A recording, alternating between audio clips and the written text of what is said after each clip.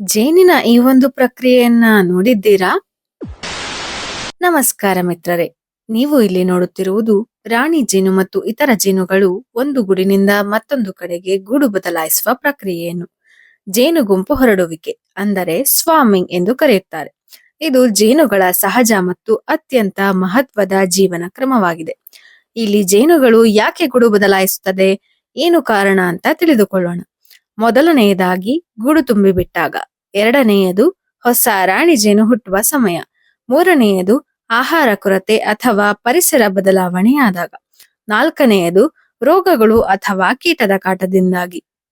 ಈ ವಿಡಿಯೋದಲ್ಲಿ ಹೊಸ ರಾಣಿ ಜೇನು ಹುಟ್ಟುವ ಸಮಯವಾದ್ದರಿಂದ ಹಳೆ ರಾಣಿ ಜೇನಿನೊಂದಿಗೆ ಇತರ ಜೇನುಗಳು ಗೂಡಿನಿಂದ ಬೇರ್ಪಡೆಯಾಗಿ ತಾತ್ಕಾಲಿಕವಾಗಿ ಮರದ ಕೊಂಬೆಗೆ ಸೇರುತ್ತಿದೆ.